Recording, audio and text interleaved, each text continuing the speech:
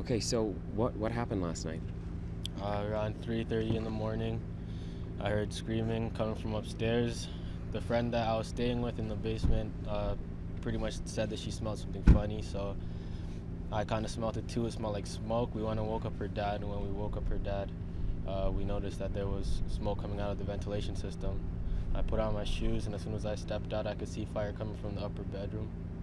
Went around to the front, kicked in the door, and the whole house was pretty much completely engulfed in flames. I started yelling for someone to come to me because I could still hear them screaming, and I told them to come towards my voice. Uh, Went back downstairs, grabbed my friend's phone for a flashlight, and went back upstairs and tried to just tell them to come towards the light. She made it about halfway down the hallway, I believe, and then I could start to make out her legs, so I just ran towards her, picked her up, brought her outside. Yeah, Wow, what was going through your mind?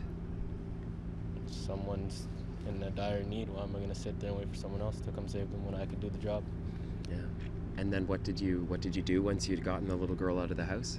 I went back in again because I could still hear screaming, and I continued to just shout. The flames by then pretty much took up all the front of the house, and the front hallway was completely covered in smoke, and I couldn't make it through. So I just stood there and continued shouting for whoever could hear me just to come towards my voice. And then pretty much the fire truck came up, and I just let them take over from there. And I mean, you said you heard screaming. How many voices were you hearing? What was that like? It was horrifying, uh, and I'm not sure how many voices. Okay. And this is just a friend of yours in the basement apartment? Yeah, So you don't live there. no. How many nights had you been there? That was my first night ever staying over. Usually I just come over for the day or something, but I usually end up going home. This was the first time I stayed over. Wow, talk about being in the right place at the right time. I guess God put me there. Sheldon, what else? Do you remember anything else that happened? Like you said that you sort of heard things happening and then you sort of sprung into action, right? Do you think that the fire may have started up in the bedrooms upstairs, or you have any clue? I have no clue.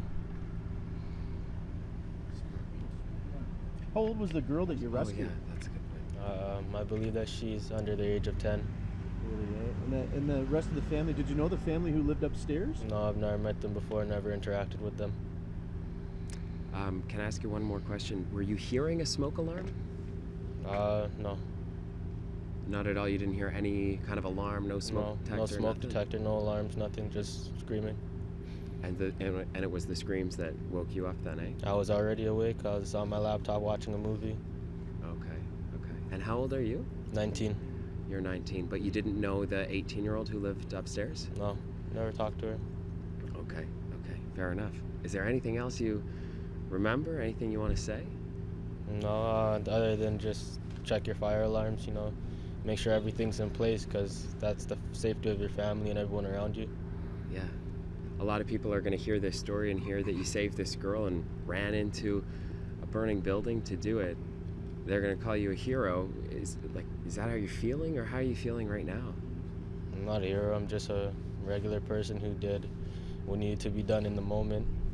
I kind of wish that I could have got more people, but it is what it is.